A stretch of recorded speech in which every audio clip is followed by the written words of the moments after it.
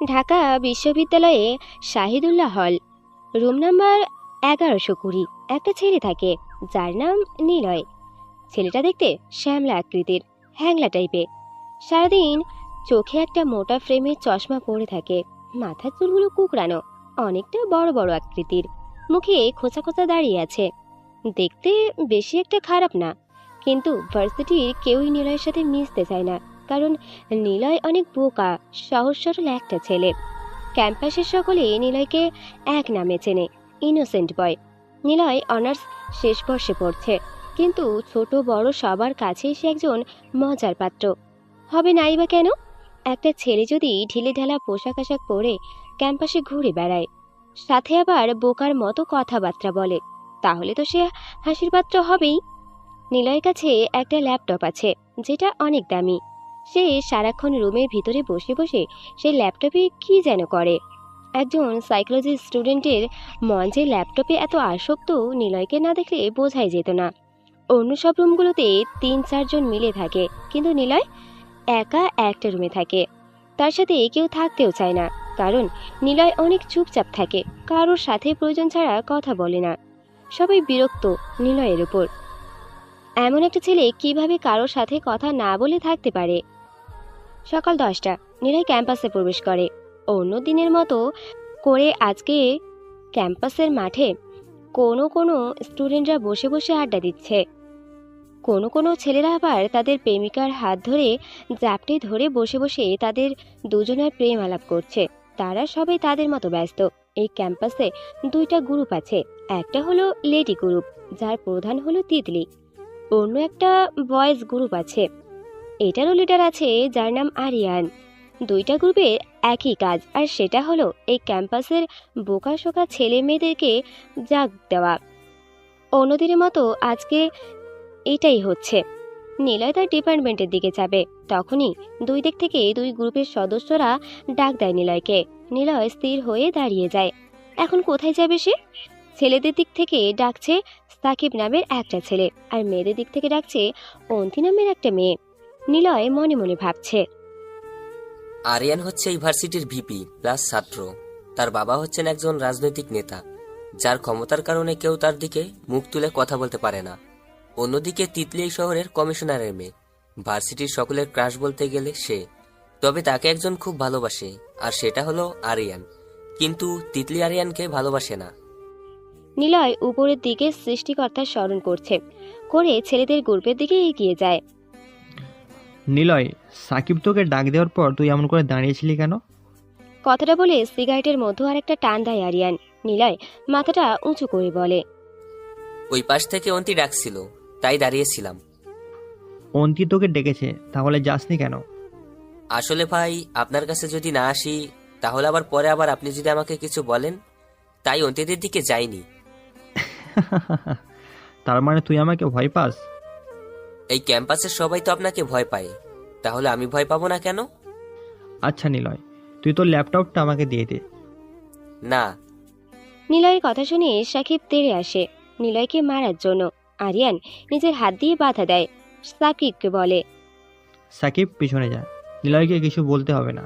সাকিব বলে, ভাই, এই নিলয়ের সাহস কি করে হয় তোমাকে না করার? কিরে নিলয়, দেখলি আমাকে মুখে মুখে কোনো জিনিস না দেওয়ার কথা বললে পোলাপান কিভাবে খেপে যায়?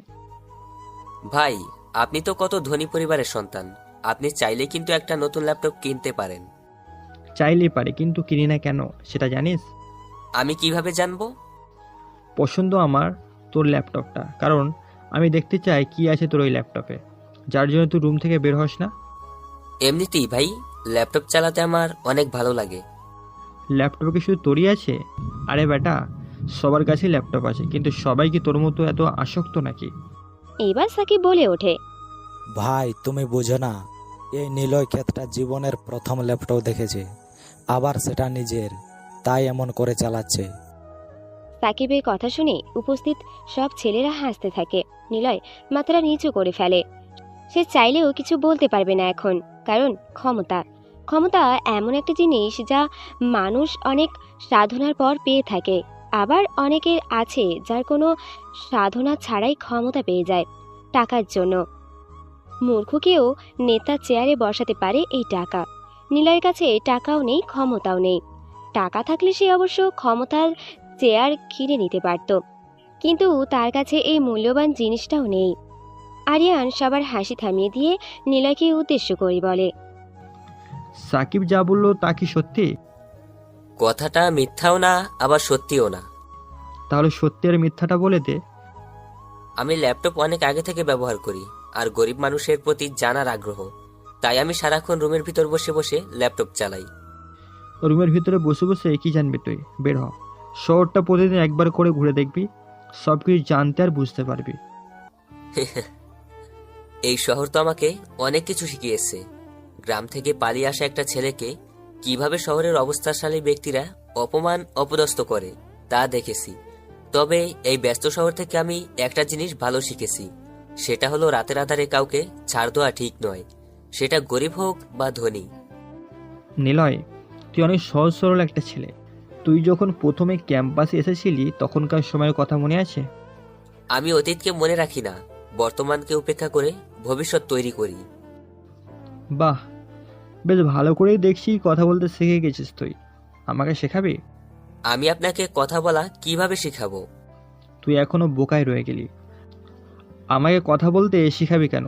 তুই আমাকে তোর কথা বলার স্টাইলটা শিখিয়ে দে।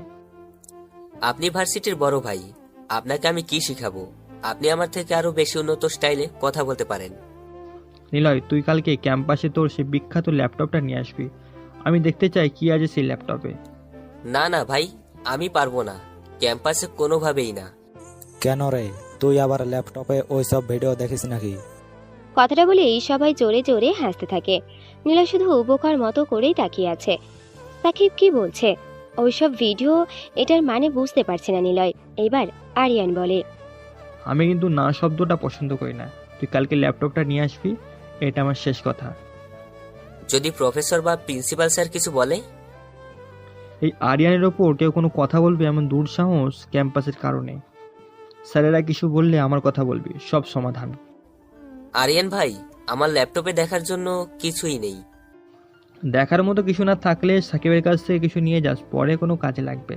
তুই কালকে ল্যাপটপটা নিয়ে আসবি। এখন তুই ক্লাসে যা। ভাই আমার কথা। নিলয়কে থামিয়ে সাকিব বলে, আর কথা না, ভাই যেটা বলেছে এটাই শেষ কথা। যা এখন। তুই পরে এক সময় আমার সাথে দেখা করিস, ল্যাপটপে দেখার জন্য কিছু গান দিয়ে দিব। আমি গান শুনি না, ধন্যবাদ।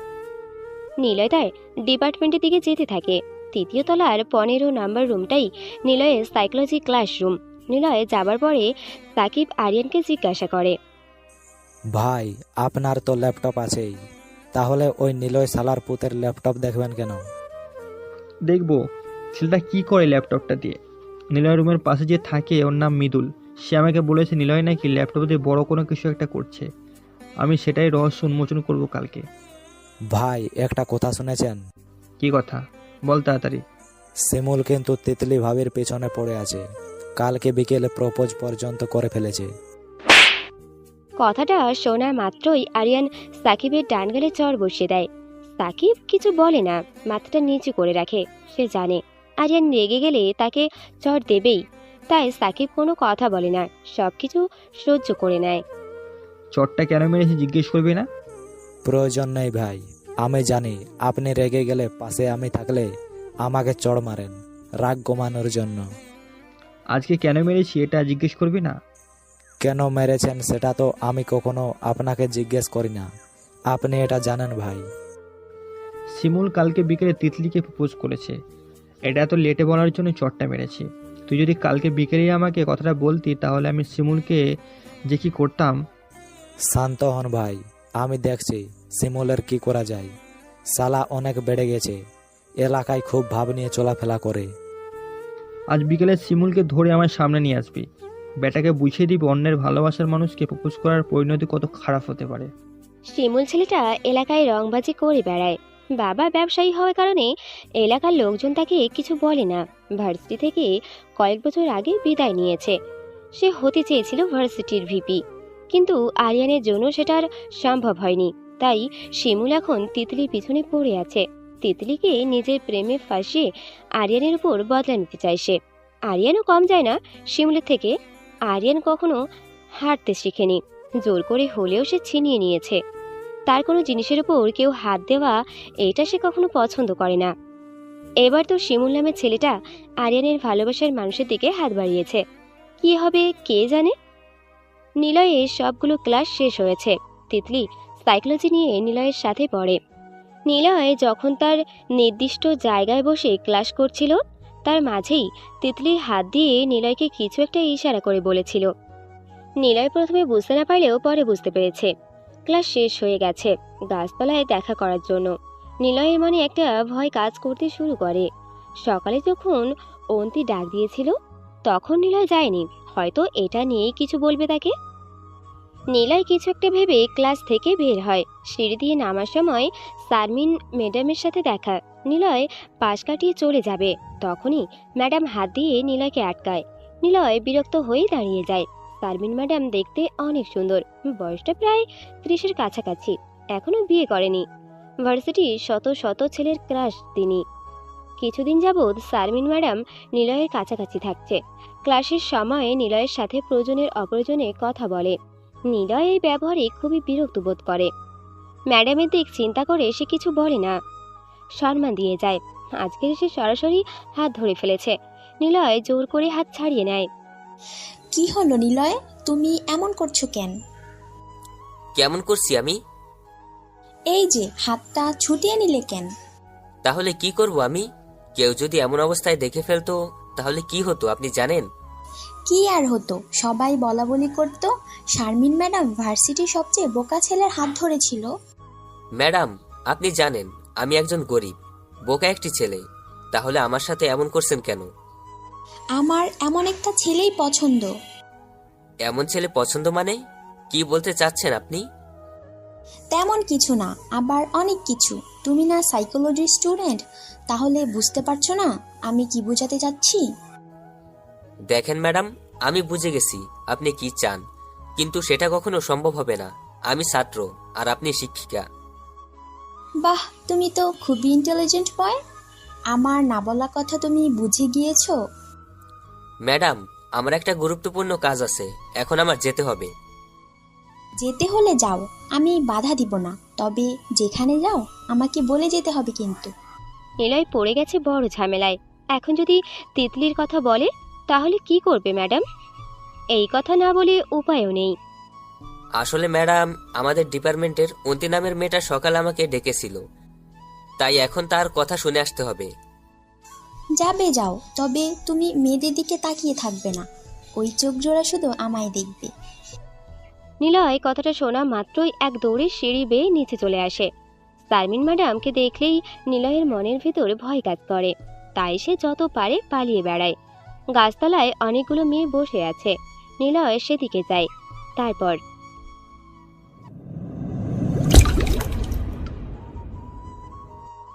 রাত 8:30 আদনান সাহেব পুকুর পাড়ে বসে আছে। 4 একর জমির উপর পুকুরটা খনন করা। আদনান সাহেব হচ্ছে ঢাকা শহরের মেয়র, অনেক ক্ষমতাবান তিনি, মন্ত্রীদের থেকেও বেশি। শহরের লোকের কাছে আদনান সাহেব যেমন ভালো ঠিক তেমনি আবার খারাপ। তার ভালো মানুষের চেহারা নিচে তিনি কেমন সেটা তার নিজেরই একমাত্র জানা আছে। এখন বাংলার আশ্বিন মাস চলছে, শীতের এখনো দেখা মেলেনি, তবে রাতের শেষ প্রহরে বোঝা যায় শীত যে সামনে চলে এসেছে। আদনান সাহেব পাঞ্জাবির পকেট থেকে একটা সিগারেট প্যাকেট বের করে, দামি ব্র্যান্ডের সিগারেট। বড়লোক মানুষ তিনি, কম দামি সিগারেট খেলে জনগণ কি মনে করবে? চাঁদের স্পষ্ট আলো পুকুরের পানিতে পড়ছে, পরিবেশটা দেখতে অনেকটা অন্যরকম লাগছে। আদনান সাহেব বাড়ি এরিয়াটা বিশাল, কিন্তু বাড়িতে লোকজন নেই বললেই চলে। আদনান সাহেব আর ওনার মেয়ে শ্রাবণী থাকে শুধু, আরও আছে বাসার কাছের লোক। এছাড়া আর কেউ থাকে না। আদনান সাহেবের কোনো আপনজন নেই, কারণ তিনি পালিয়ে বিয়ে করেছেন, তাই পরিবারের কেউ ওনার সাথে কোনো যোগাযোগ রাখেনি।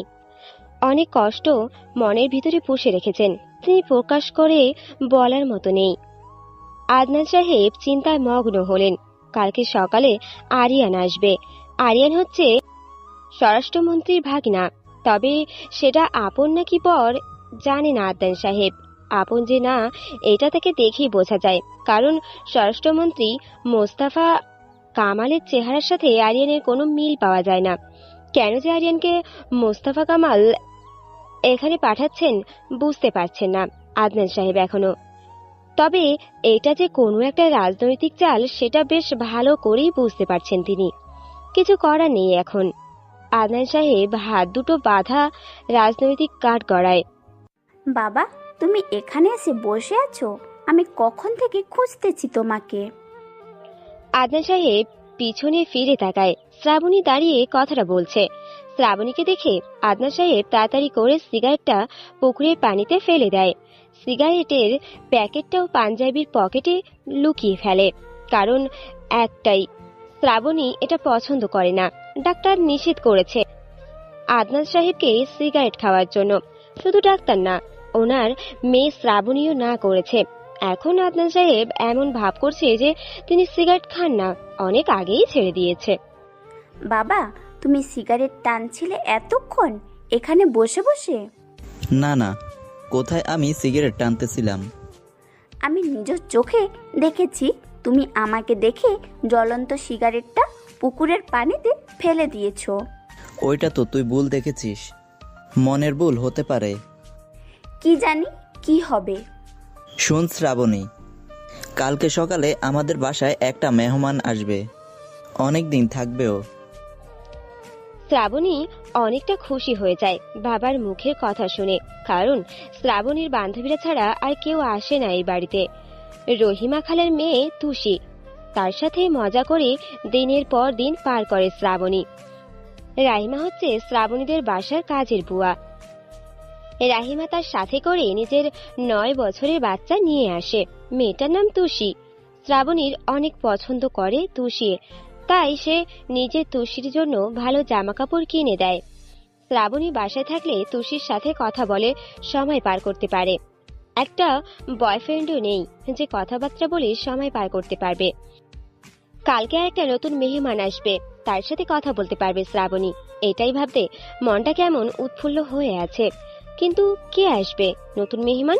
শ্রাবণী ছোট থেকে বড় হয়েছে এই বাড়িতে। এর মধ্যে যারা বেড়াতে এসেছে তারা কেবল 2-1 দিন থেকেছে, এর বেশি নয়। কিন্তু কালকে যে আসবে, যে অনেক দিন থাকার জন্য আসছে, শ্রাবণী প্রশ্ন করে। আচ্ছা বাবা, কে আসবে আমাদের বাসায়? এমন অবাক হয়ে তাকিয়ে আছিস কেন? কালকে সকালে আসলেই দেখতে পাবি। এখন বললে কি হয় বলো না বাবা। এখন বলা যাবে না, তবে কাল সকালে সারপ্রাইজ দিয়ে তাক লাগিয়ে দেব। এমন একটা সুন্দর মনোমুগ্ধকর রাতের মুডটাই নষ্ট করে দিলে তুমি। কালকে সকালে সব মুড একসাথে ভালো হয়ে যাবে। এখন তাড়াতাড়ি যে ঘুমিয়ে পড়ো। কালকে সকালে মেহমান আসার আগে কিছু কাজ করতে হবে তোমাকে। কি এমন গুরুত্বপূর্ণ কাজ করতে হবে আমাকে? ঘর সুন্দর করে গোছাতে হবে। সবগুলো রুম তো ভালো করেই গোছানো আছে, তাহলে নতুন করে আবার কি করতে হবে? আদনান সাহেব কিছু বলবে, এর সাথে সাথে ওনার পাঞ্জাবির বাম পাশের পকেটে থাকা মোবাইল ফোনটা শব্দ করেই বেজে ওঠে। মোবাইলের স্ক্রিনে দেখা স্বরাষ্ট্রমন্ত্রী। আদনান সাহেব হাত দিয়ে শ্রাবণীকে ইশারা করে চলে যাওয়ার জন্য গুরুত্বপূর্ণ কল এসেছে। শ্রাবণী মাথা ঝাঁকিয়ে পিছন দিকে হাঁটা ধরে। আদনান সাহেব কলটা রিসিভ করে কানে লাগায়।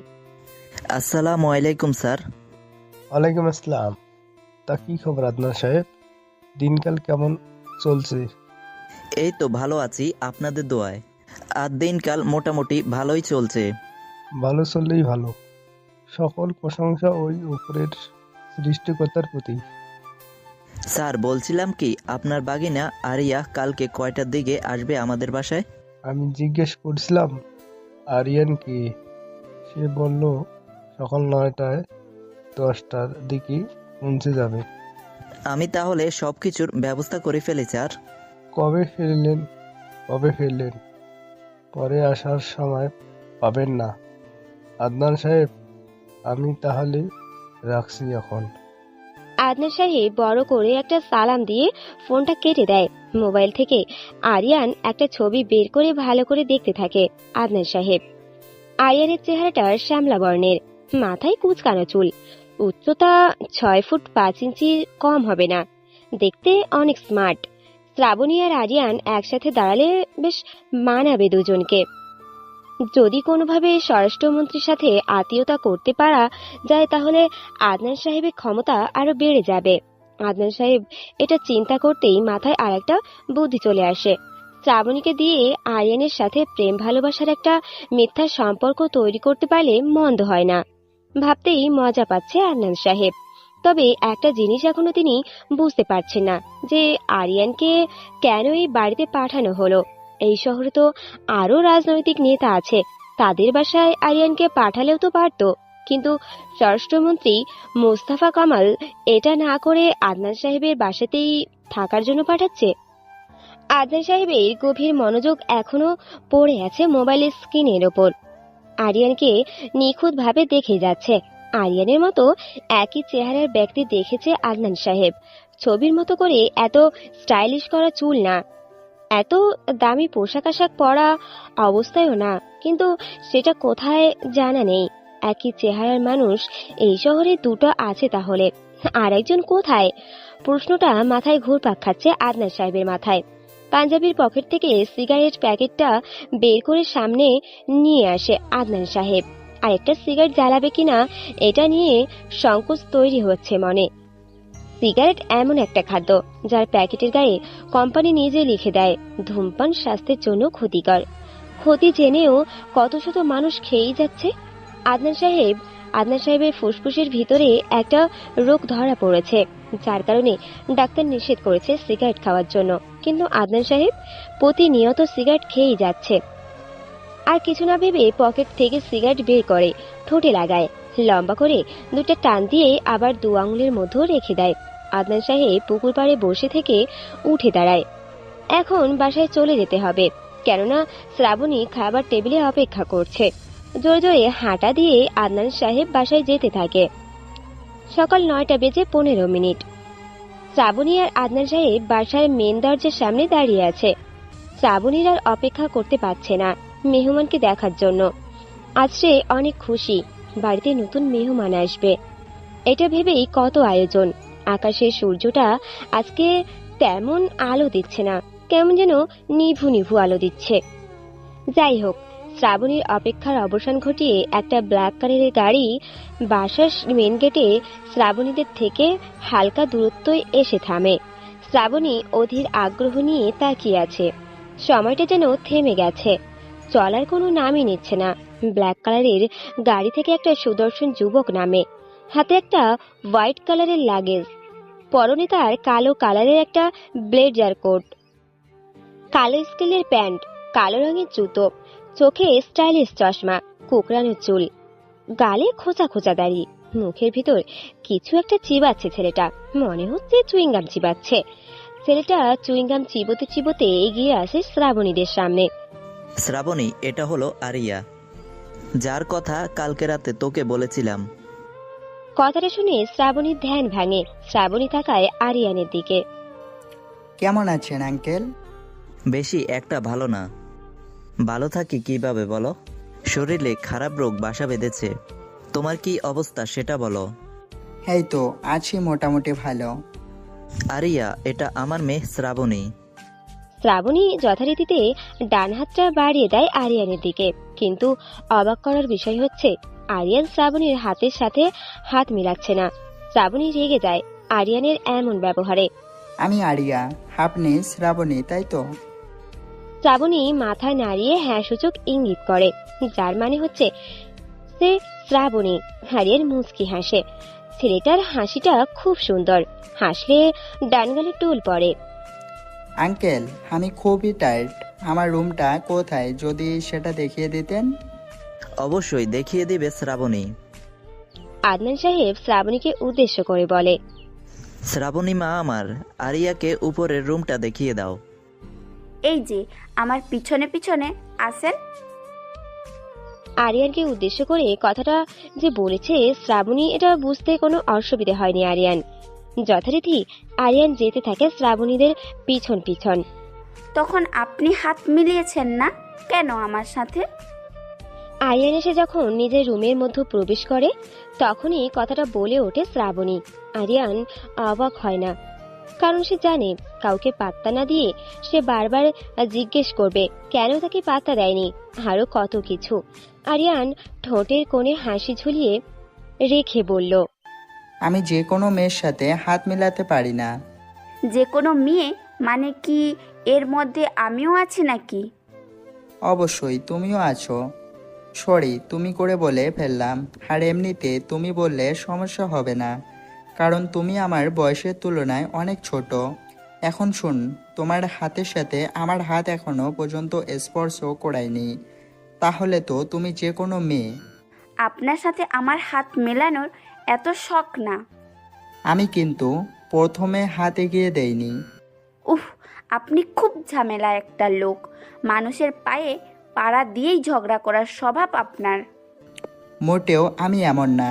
আমি কেমন সেটা তোমার বাবার থেকে জেনে নিবে, তিনি সেটা খুব ভালো করেই জানে। বাবাকে আর জিজ্ঞেস করতে হবে না, আমি বুঝে গেছি আপনি কেমন টাইপের লোক। আরিয়ানকে আর কিছু বলতে না দিয়ে শ্রাবণী চলে যায় রুম থেকে। আরিয়ান শ্রাবণী যাওয়ার দিকে তাকিয়ে থাকে। মেয়েটাকে দেখলে কেউ বলবে না সে এতটা রাগী, কিন্তু তার রাগের ধরন মিনিটও লাগে না, এটা একটা কথাই রেগে যায়। মেয়ে মানুষ রাগ কম, ইমোশন বেশি। রাগ যে কম তা না, তারা রাগ করে কিন্তু সেটা অতি মাত্রায় প্রকাশ করে না। মেয়েরা তাদের ইমোশনটা বেশি প্রকাশ করে, ছেলেদের ক্ষেত্রে এটা বিপরীত। ছেলেদের দেখায় অনেক কিছু, নিজের ভেতরের ইমোশনটা সহজে প্রকাশ করতে পারে না। আরিয়ান শরীর থেকে কোটটা খুলে ফেলে, কোটের নিচে সাদা কালারের শার্টের দুইটা বোতাম খোলে। আস্তে আস্তে যে বেলকনিতে দাঁড়ায়। বাসাটা এত উঁচু না, যার কারণে দুরন্ত দিগন্তে কিছু দেখা যাচ্ছে না, তবে ব্যালকনির সামনে সুন্দর একটা পুকুর আছে। পুকুরটা অনেক বড়। আরিয়ান পুকুরের দিকে তাকিয়ে কিছুটা ভেবে নিজে নিজে হেসে ওঠে। সকাল 10টা। নিলয় গুটি গুটি পায়ে ক্যাম্পাসে প্রবেশ করছে। অন্যদিনের মতো খালি হাতে আসছে না সে, কাঁধে ব্যাগ ঝুলে আছে, যেটা নিয়ে সে 4 বছর ধরে ভার্সিটিতে আসছে। নিলয়ের হাতে একটা চতুর্ভুজ আকৃতির কালো কালারের ব্যাগ। কম বেশি অনেকেই তাকিয়ে আছে নিলয়ের হাতের দিকে, কেননা নিলয়ের হাতে যে ব্যাগটা রয়েছে সেটা দেখে বোঝা যাচ্ছে যে ব্যাগটা অনেক দামি। কিন্তু এত দামি ব্যাগ নিলয়ের কাছে কি করে? কি আছে এই ব্যাগে? ব্যাগটা যেহেতু দামি, নিশ্চয়ই ব্যাগের ভিতরে জিনিসটাও দামি হবে হয়তো। সবার একটা আগ্রহ দেখা যাচ্ছে নিলয়ের হাতের ব্যাগের প্রতি। ক্যাম্পাসের বড় মাঠের এক কোণে বাইরের ওপর আরাম করে বসে আছে আরিয়ান। তার সাথে রয়েছে ছেলে গ্রুপের কিছু বকাটে সদস্য। ছেলেগুলো বেশি একটা সুবিধে না, যত ধরনের খারাপ কাজ আছে সবখানে তাদের পাওয়া যায়। ছেলেদের থেকে অন্য পাশে গাছ তলায় বসে আছে তিতলি, যার সাথে রয়েছে তার বান্ধবীরা। নিলয় তিতলিদের কাছে এখন যেতে চায় না। কালকে কি হয়েছে এটা ভাবতেই নিলয়ের ভয় কাজ করছে, কারণ কালকে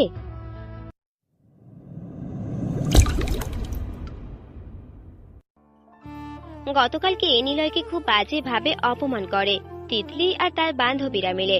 নিলয় ভেবে নিয়েছে এই ক্যাম্পাসে থাকতে হলে সবার অপমান সহ্য করতে হবে। কষ্ট করলেই এর ফল ভালো পাওয়া যায়, আর কষ্ট ছাড়া এই পৃথিবীতে সহজে কিছু পাওয়া যায় না। যদি কোনো কিছু কষ্ট না করে অর্জন করে তাহলে সেটা এক সময় শেষ হয়ে যায়, আবার যেটা নিজে কষ্ট করে অর্জন করে সেটা মূল্য অনেক বেশি, না চাইতেও সেটা রয়ে যায় অনেক কাল। নিলয়ের আশা সে একজন সাইকোলজিস্ট হবে, তাই তাকে এই ভার্সিটি থেকে ভালো একটা বড় ডিগ্রি অর্জন করতে হবে।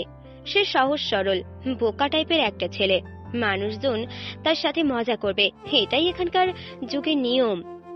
দেশের আধুনিকতার সাথে সাথে ছেলে মেয়েরা নিজেদেরকে পরিবর্তন করে ফেলেছে, কিন্তু এই নিলয় সে প্রাচীন যুগের মতোই রয়ে গেছে, তাই নিলয়কে কেউ পছন্দ করে না।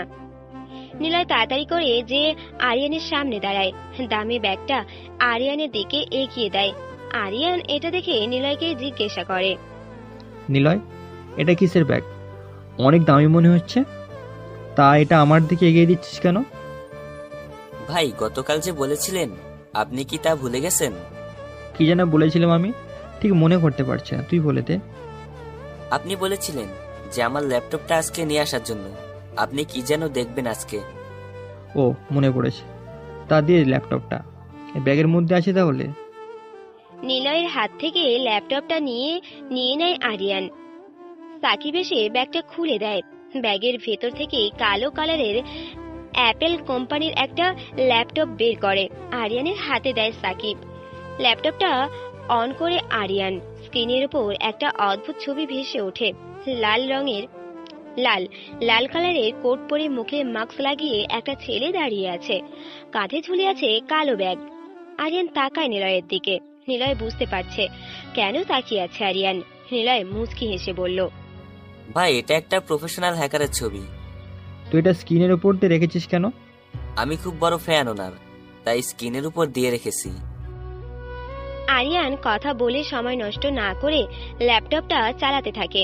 নিলয়ের ল্যাপটপের তেমন কিছু নেই, 10-15টা ভিডিও গান আর কিছু গেম খেলার অ্যাপ রয়েছে।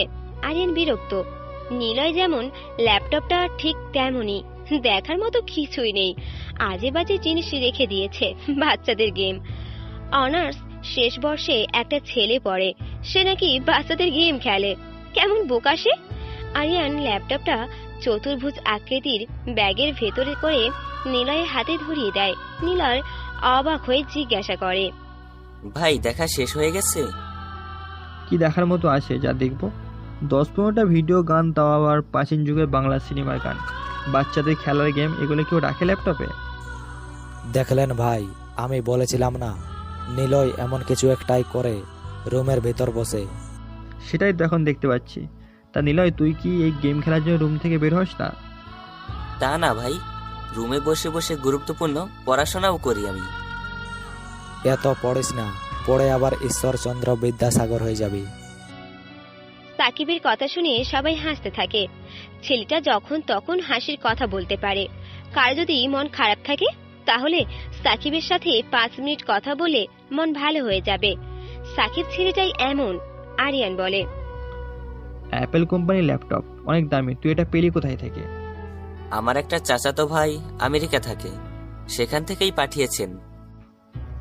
ভালো সুযোগ সুবিধা তোর। চাচাতো ভাই আমেরিকা থাকে, তাহলে তো তোরা খুব বড় লোক। আমরা গরিব, চাচারা অনেক বড় লোক। শুনলাম তুই নাকি শারমিন ম্যাডামকে ভালোবাসিস। ভাই, আপনি ভুল শুনেছেন। আমি ম্যাডামকে ভালোবাসতে যাব কেন? সে যাই হোক, তোকে যেন আর ম্যাডামের শরীরের ছাড় আশেপাশে না দেখি। আমি ম্যাডামের আশেপাশে থাকি না, যত পারি দূরে দূরে থাকি। যতটা পারবি দূরে দূরে থাকবি, পারলে ম্যাডামের ক্লাস পর্যন্ত করবি না।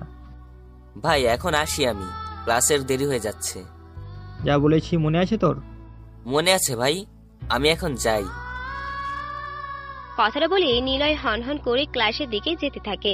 নিলয় ভাবছে শারমিন ম্যাডামের কথা। কি সমস্যা এই ম্যাডামের! ভার্সিটিতে আরো কত সুন্দর ছাত্র আর ভালো ভালো স্যার আছে।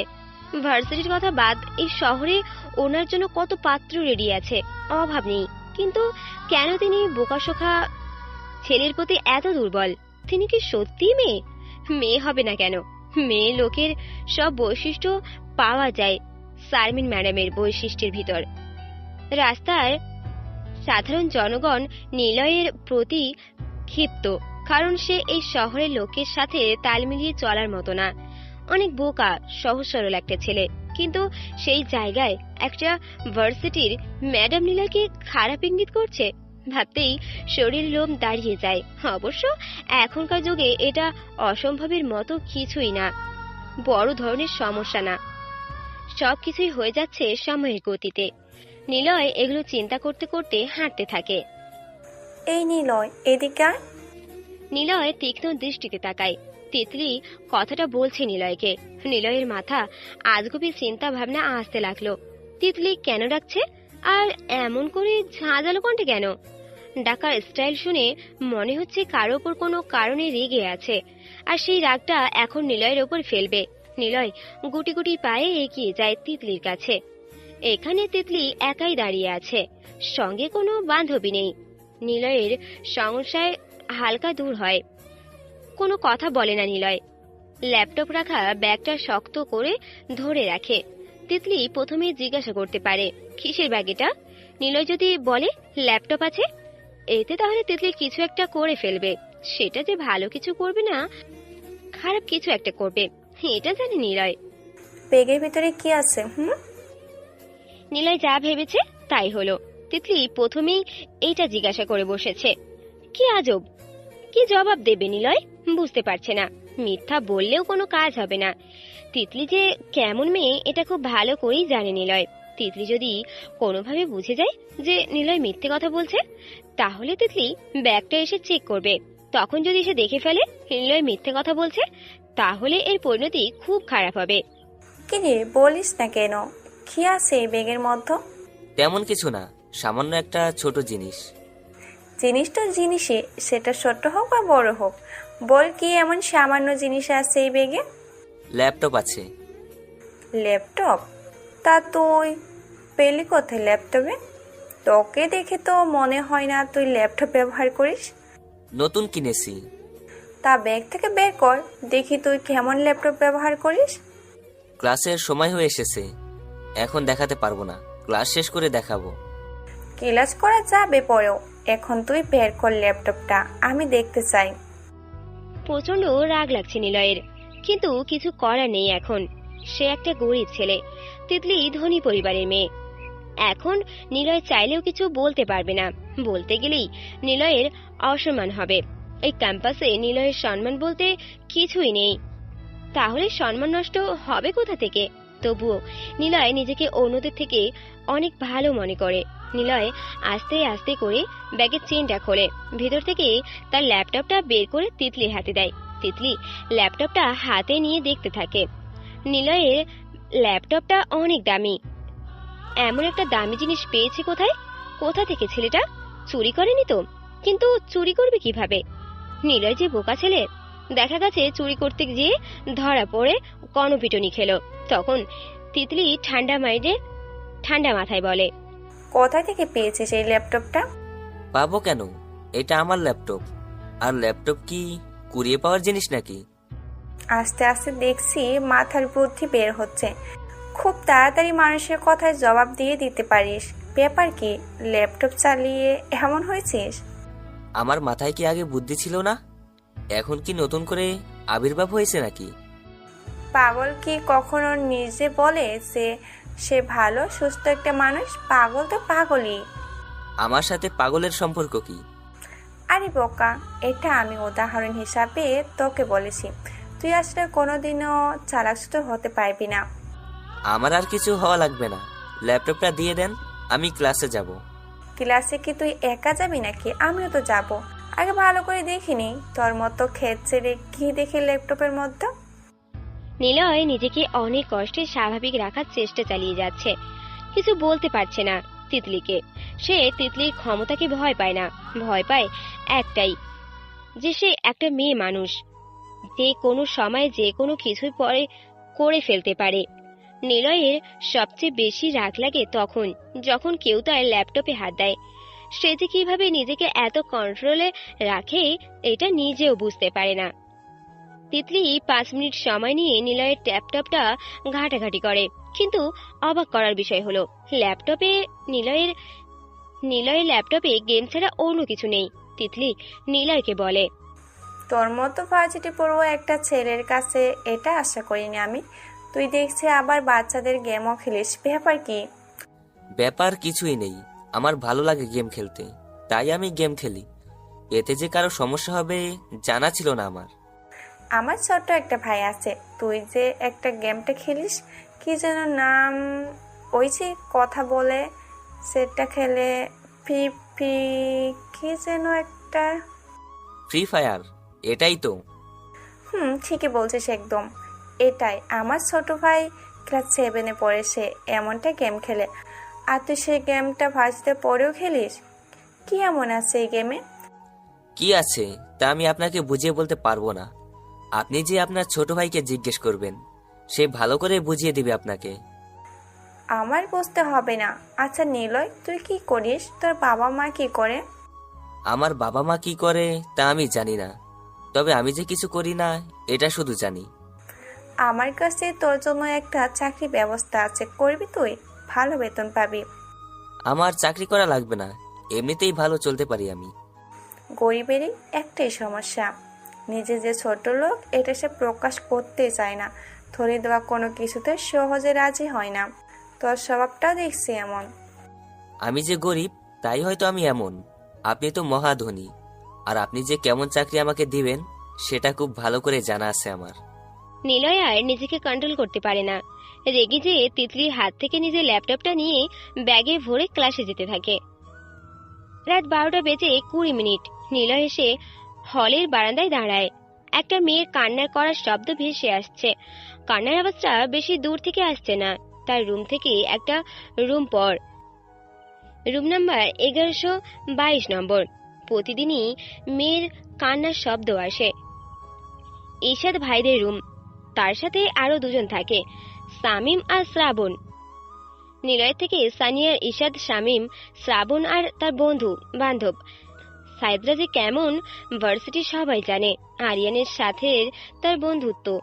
প্রতিদিনই সাইদের রুমে মেয়ে আসে, হয়তো সেই মেয়েকেই তিনজন মিলে হিংস্র পশুর মতো খুবলে খুবলে হরণ করছে, আর মেয়েটা উপায় না পেয়ে অসহায়ের মতো চিৎকার করছে।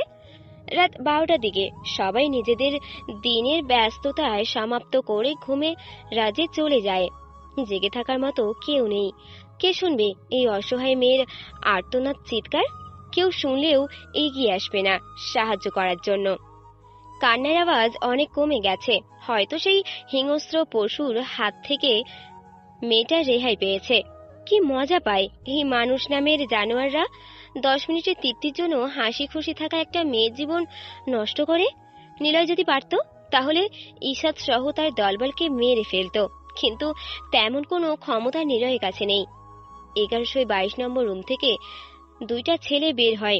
নিলয় নিজেকে স্বাভাবিক করে একটু এগিয়ে যায় দেখার জন্য কে এই দুইটা ছেলে। নিলয় এটা কি দেখল? ছেলে দুইটা শামীমা, শ্রাবণ নিজেই। নিলয় ভালো করে লক্ষ্য করে যে শ্রাবণ নামের ছেলেটা রুমের ভেতর থেকে কাউকে টেনে বের করছে। অচেনা সেই ব্যক্তিটাকে নিচের ফ্লোরে রেখে দিয়েছে। মুখটা স্পষ্ট বোঝা যাচ্ছে না, তবে নিচে পড়ে থাকা লোকটা যে একজন মেয়ে এটা বুঝতে পারছে নিলয়। তাহলে কি মেয়েটাকে সবাই মিলে মেরে দিয়েছে? হয়তো মেরে দিয়েছে, না হলে কি আর এমন করে নিচে ফেলে দিয়েছে? শামীম আর শ্রাবণ দুজনে ফিসফিস করে কি যে বলছে নিলয় ভালো করে শুনতে পাচ্ছে না। শামীম নিচে পড়ে থাকা মেয়েটার হাত দুটো ধরে আর শ্রাবণ পা দুটো ধরে টানতে থাকে। নিলয় ঘেমে যাচ্ছে। তার মানে সামনে ভয়ের কিছু হতে চলেছে। নিলয় মনে মনে বলতে না বলতেই হঠাৎ করে একটা শব্দ পায়। শব্দটা যেন নিলয়ের পেছন থেকেই এসেছে। শামীম আর শ্রাবণ পিছনে ফিরে তাকায়, কেউ নেই। তাহলে কিসের শব্দ হলো? এই অন্ধকারের মধ্যে কে রুম থেকে বের হবে? শামীম ফিসফিস করে বলে, কি রে শ্রাবণ, কিসের শব্দ হলো এটা? আমি কিভাবে বলবো? তুইও তো এখানে, আমিও তো এখানে। আমার মনে হয় কি জানিস, শব্দটা ভূত প্রেত করছে। তুই কি পাগল? এই পৃথিবীতে ভূত বলতে কিছুই নেই, তাহলে কোথা থেকে আসলো এই ভূতের শব্দ? তাহলে কে শব্দ করছে? রুম থেকে কেউ মনে হয় বের হচ্ছে হয়তো। এত রাতে কেউ বাইর হবে এটা তুই বললেই আমি বিশ্বাস করব। আর কথা না বলে চল তাড়াতাড়ি মেয়েটাকে ফেলে দিয়ে আসি। আমি আর যেতে পারবো না, তুই একা একা যা, আমার খুব ভয় করছে। দেখ সাহিদ, যদি জানতে পারে তুই আমাদের সাথে যাসনি তাহলে কি হবে ভাবতে পারছিস? সাইদের কথা শুনে শামীমের মনটা খারাপ হয়ে যায়। এখন যদি মেয়েটাকে তারা ফেলে না দিয়ে আসে আর হলের কেউ যদি দেখে ফেলে কি হবে ভাবতেই শামীমের বুক কেঁপে উঠছে। কোথায় ফেলে দিয়ে আসবি মেয়েটাকে? ওই পাশের বস্তির আজকে একটা শালিকে অল্পতেই মরে গেছে, 3 জন মেরে খেয়েছি, আরো অল্প বয়সী, হয়তো এই জন্যই মরে গেছে। আগেও তো অল্প বয়সের অনেকজন এসেছিল, কিন্তু ওরা মারা যায়নি কেন? কি জানি, এখন কথা না বলে চল তাড়াতাড়ি করে। দুজন মিলে মেয়েটাকে ধরাধরি করে নিয়ে যেতে থাকে। পেছন থেকে সবকিছু দেখছে নিলয়। ছেলেগুলো কেমন খারাপ, একটা মেয়েকে বস্তি এলাকা থেকে উঠিয়ে নিয়ে ধর্ষণ করে মেরে ফেলেছে। রাতের আধারে করেছে কোনো প্রমাণ নেই, কেউ কিছু বলতে পারবে না। এদের মতো ছেলেদের কি কোনো বিচার হবে না? এরা দিনের বেলা ভালো মানুষের সাথে মিলে ন্যায়বান হয়ে যায়, আর রাতের বেলা একটা অসহায় মেয়ের জন্য হিংস্র পশুর চেয়ে কম হয় না। এটাই কি মানুষের বৈশিষ্ট্য? এসব করার জন্যই কি সৃষ্টিকর্তা সৃষ্টি করেছে? হয়তো একদিন বিচার হবে এদের, সেটা নিশি রাতের গহীন অন্ধকারে। কারো হাঁটার শব্দ হচ্ছে, পা টিপে টিপে হাঁটছে। নিলয় দেয়ালে চিপা থেকে বেরিয়ে আসে। শামীমদের লক্ষ্য করতে করতে অনেক দূরে চলে এসেছে সে। এখন আবার রুমে যেতে হবে, অনেক রাত হয়েছে। এত রাত অব্দি জেগে থাকলে পরে আবার সকালে উঠতে দেরি হয়ে যাবে। নিলয় যখন কয়েকটা রুম পার হবে তখনই কারো হাঁটার শব্দ হয়। নিলয় দাঁড়িয়ে যায়। শামীম আর শ্রাবণরা কি চলে এসেছে? এত তাড়াতাড়ি চলে আসার কোনো প্রশ্নই ওঠে না, কারণ হল থেকে বসতে অনেকটুকু জায়গা, এত তাড়াতাড়ি আসা সম্ভব হবে না। তাহলে কে হাঁটছে? নিলয়ের শরীর ঝিম ধরে আসছে, নাক দিয়ে শ্বাস বের হচ্ছে না, মুখ দিয়ে বের হচ্ছে। জ্বর ঠান্ডা কিছু নেই নিলয়ের, তাহলে সে মুখ দিয়ে শ্বাস ছাড়ছে কেন? নিলয় ডান হাতটা মুখে চেপে ধরে, মুখ দিয়ে যাতে শ্বাস না বের হয়, নাক দিয়ে বের হয়। কিন্তু অবাক করার বিষয়, নাক দিয়ে শ্বাস ভেতরে সহজে যাচ্ছে, তবে শ্বাস ভেতর থেকে বের হতে কষ্ট হচ্ছে। নিলয় মুখ থেকে হাতটা সরিয়ে নেয়, হাঁ করে মুখ দিয়ে নিঃশ্বাস ছাড়ছে। আবারও হাঁটার শব্দ। নিলয়ের বুকটা কাঁপাকাঁপি করছে, এখনই যেন ভেতর থেকে আত্মাটা বেরিয়ে আসবে। হাঁটার আওয়াজটা হলের বারান্দা থেকেই আসছে। নিলয়ের কান এখন তীক্ষ্ণ, দূরে কোনো শব্দ সে এখন ভালো করে শুনতে পাবে। হঠাৎ কা করে কাক ডাকার একটা শব্দ হলো।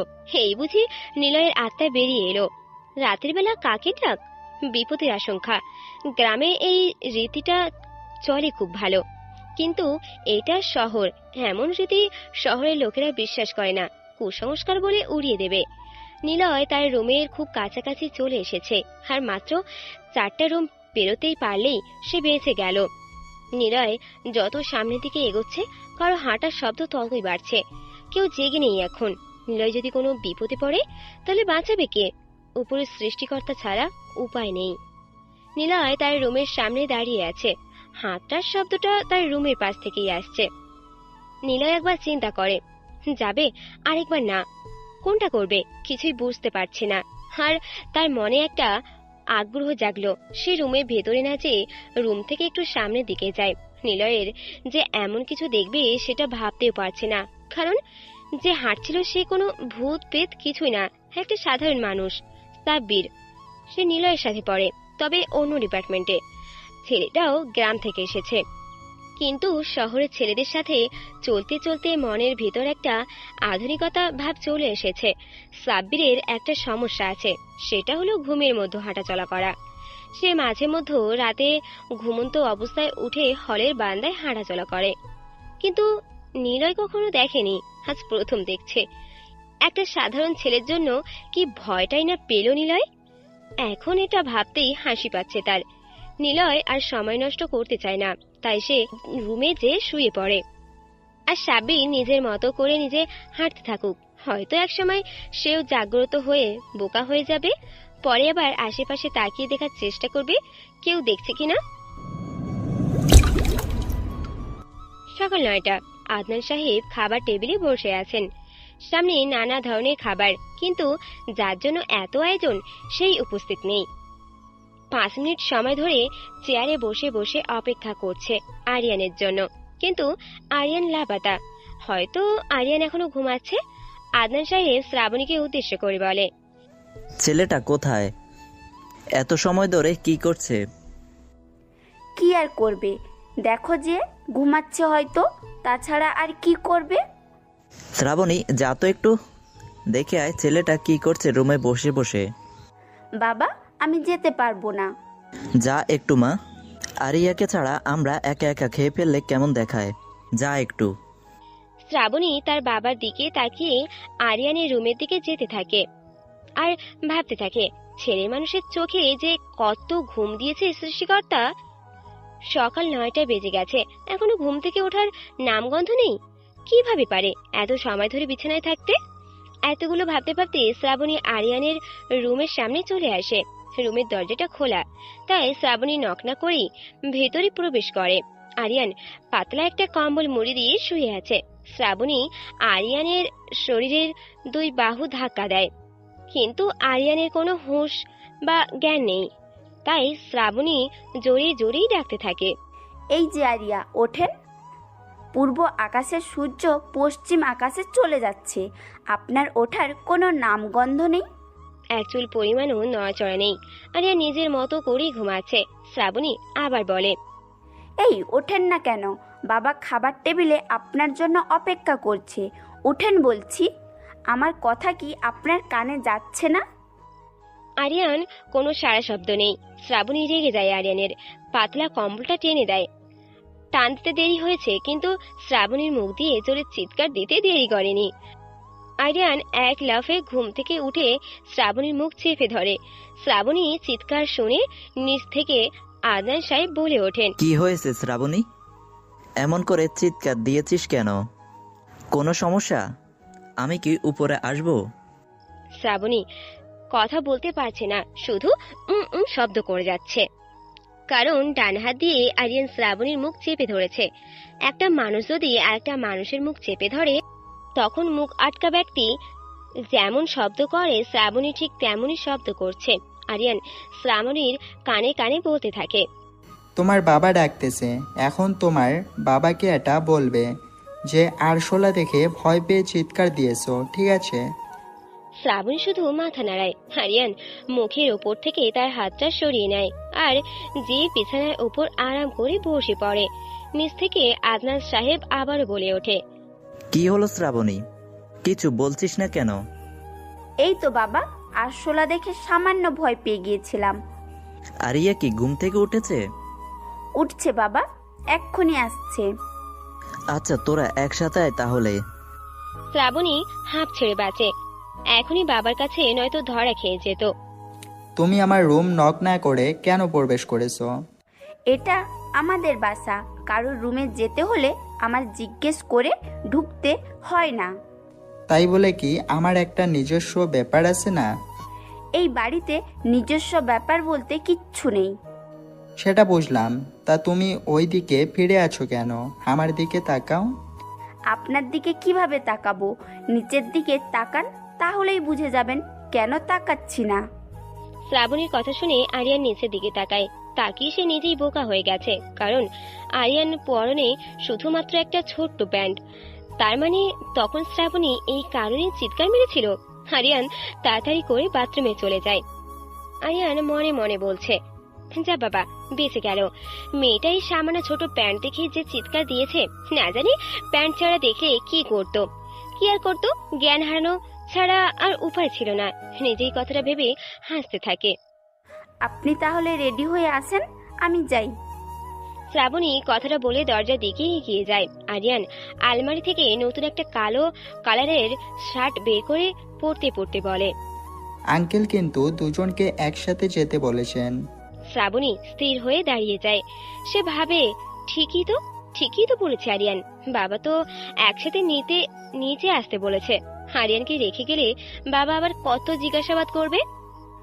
আমি যখন আপনাকে ডাকতে এসেছিলাম তখন আপনি জেগেছিলেন, তাই না? তুমি আমাকে আবার কখন ডাক দিলে? কেন, আপনি শোনেননি? কি শুনবো আমি, এটা তো বলো। আপনি আমার সাথে মজা করছেন, তাই না? আমি তোমার সাথে মজা করতে যাব কেন? তুমি কি সম্পর্কে আমার বেআইন লাগো, যার জন্য তোমার সাথে মজা করব? আপনি সিরিয়াস? আমি সিরিয়াসই। একটা মানুষ এত ঘুমাতে পারে, এটা আপনাকে না দেখলে বুঝতেই পারতাম না। কেন, আমি কি বেশি ঘুমাই? না, আপনি আমার চেয়ে কম ঘুমান। হয়েছে, এবার চলেন তো, বিরক্ত একটা। আরিয়ান শ্রাবণীর রাগ দেখে মুচকি হাসে। মেয়েটাকে রাগলে ভালোই দেখায়, কিন্তু ওই বাজে জিনিসটা আবার ভালো লাগে না, যেটা রাগ অতি মাত্রায় পৌঁছে দেয়। মেয়েদেরকে রাগলেও ভালো লাগে, আবার হাসি খুশি থাকলেও ভালো লাগে। আরিয়ান আর শ্রাবণী একসাথে সিঁড়ি বেয়ে নিচে নামতে থাকে। আদনান সাহেব এখনো আগের ন্যায় সামনে খাবার রেখে বসে আছে। আরিয়ান যে একটা চেয়ার টেনে বসে। আঙ্কেল, আপনি খাবার সামনে রেখে বসে আছেন কেন? আপনি শুরু করতেন। কি যে বলো বাবা তুমি? ঘরে নতুন মেহমানকে রেখে আমি একা একা খেয়ে ফেলবো এমন মানুষ আমি না। আসলে আঙ্কেল, অনেকদিন পর আজকে এত সময় ধরে ঘুমিয়েছি। ছুটির দিন তো তাই। শ্রাবণী অবাক হয়, কারণ আরিয়ান নাকি চাকরি করে। সে এমন একটা ছেলে যার মামা বাংলাদেশের রাষ্ট্রমন্ত্রী, কত ক্ষমতাবান ব্যক্তি, আর তার আবার চাকরি করে খেতে হয় নাকি? কে জানে কি চাকরি করে ছেলেটা। শ্রাবণী ভাবছে আরিয়ানকে জিজ্ঞাসা করলে কেমন হয়। জিজ্ঞেস করলে বাবা যদি আবার কিছু মনে করে, এর চেয়ে ভালো হবে পরে এক সময় জিজ্ঞাসা করে নিলে। আরিয়া, তুমি যেন কিসের মধ্যে এখন আছো? শ্রাবণী তার বাবার মুখ থেকে প্রশ্নটা শুনে মনে মনে হাসে। মেয়ের মনের কথা বাবা হয়তো বুঝতে পেরেছে, এই না হলে বাবা। আরিয়ান ঠান্ডা মাথায় শান্ত কণ্ঠে উত্তর দেয়, আমি সিআইডিতে আছি বর্তমানে। আরিয়ানের কাছ থেকে এমন একটা কথা শুনে শ্রাবণীর মুখ থেকে খাবারটা পড়ে যায়। কি শুনছে শ্রাবণী? আরিয়ান নামের ছেলেটা ডিফেন্স চাকরি করে, আর তার সাথেই সে কত ধরনের কথা বলে ফেলেছে। না জানি আরিয়ান আবার কি কি বলে ফেলে। আদনান সাহেব আরিয়ানের কথা শুনে মুচকি হেসে বলতে থাকে,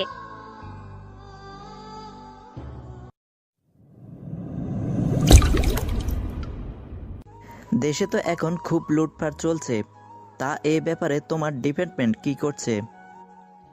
আরিয়ান আদনান সাহেবের কথার জবাবে কিছু বলে না, মুখের ভেতরে থাকা নরম খাবারটা চিবোতে থাকে।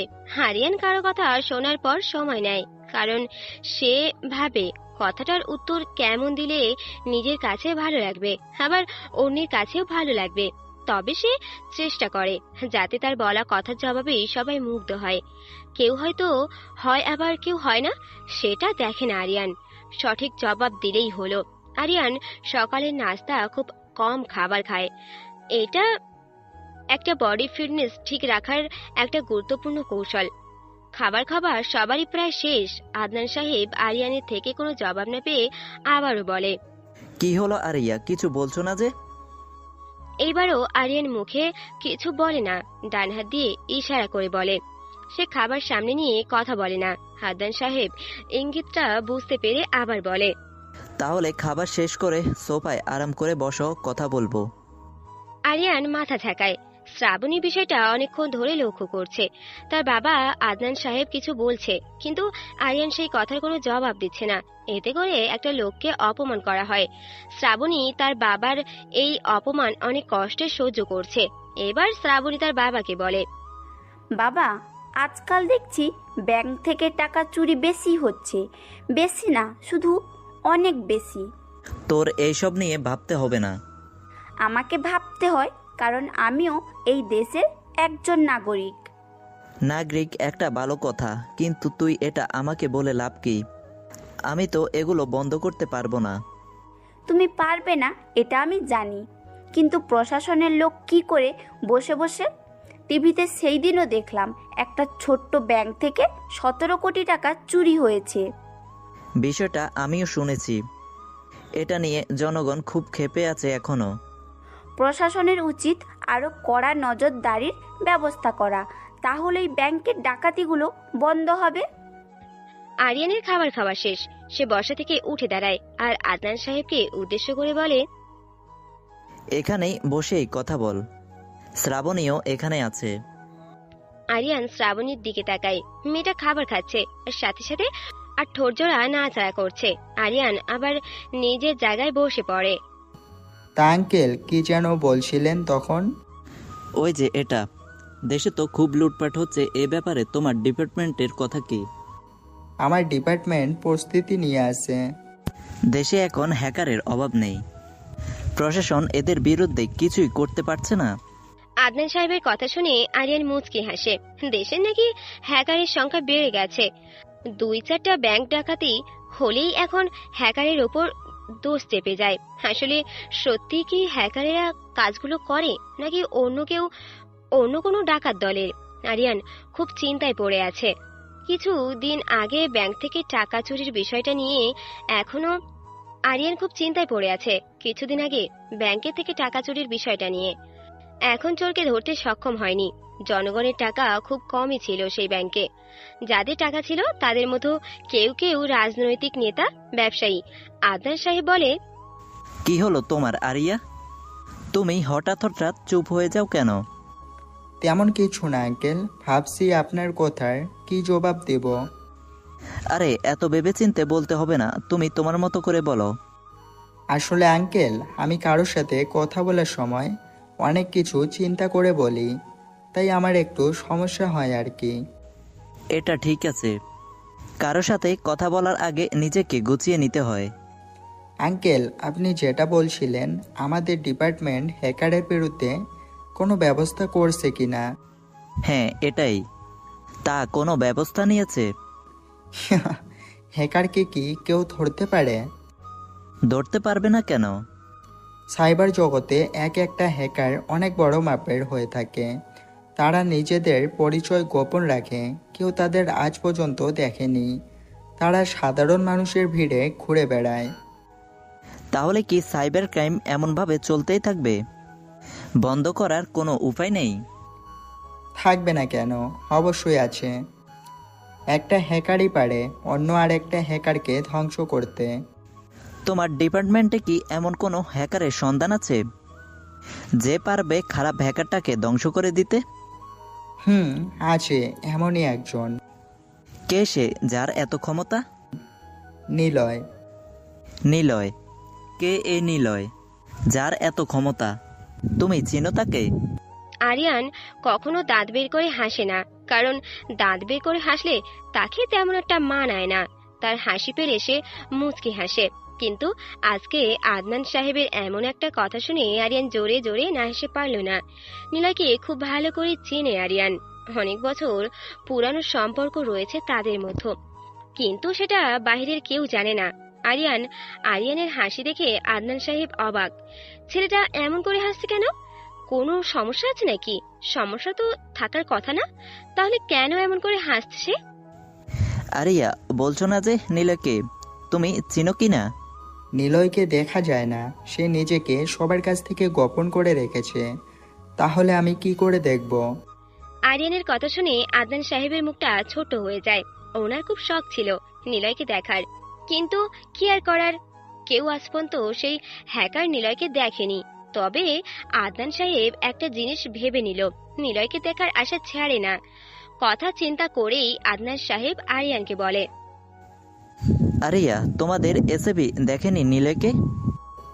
আচ্ছা আঙ্কেল, আপনার এত আগ্রহ কেন নিলয়কে দেখার জন্য? জানি না কেন, সাইবার জগতের হ্যাকার নিলয় এই নামটা শোনার পর থেকেই তাকে দেখার খুব ইচ্ছে জেগেছে আমার। আপনার এমন অবাস্তব ইচ্ছে পূরণ হবে না কখনো, কারণ আমি নিজেই নিলয়কে দেখিনি। দেখার অনেক চেষ্টা করেছি কিন্তু পারিনি, তাই আপনিও মনে হয় না পারবেন। বাবার ইচ্ছে আমি পূরণ করব। হঠাৎ শ্রাবণী কথা বলে ওঠে। শ্রাবণীর কথা শুনে বেশ মজা পায় আরিয়ান। নিলয়কে নাকি সে দেখবে। আজ পর্যন্ত ডিপার্টমেন্টের কেউ দেখেনি এই নিলয়কে। তার নাম কি সত্যি নিলয়, নাকি নিজেকে সবার কাছে আলাদা রাখার জন্য এমন নাম?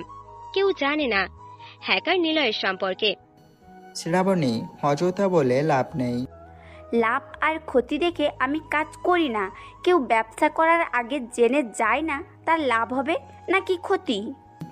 লাভের আশায় কিন্তু মানুষ ব্যবসা করে। এখানে তুমি যা করতে চাচ্ছ তা কখনো সম্ভব না। নিলয় সে তো একটা মানুষ নাকি এই বাংলাদেশে থাকে? আমি খুঁজে বের করব। শ্রাবণী, তোমার বাবা আকাশের চাঁদ ছোঁয়ার আশা করছে। চাইলে কিন্তু এটাও সম্ভব।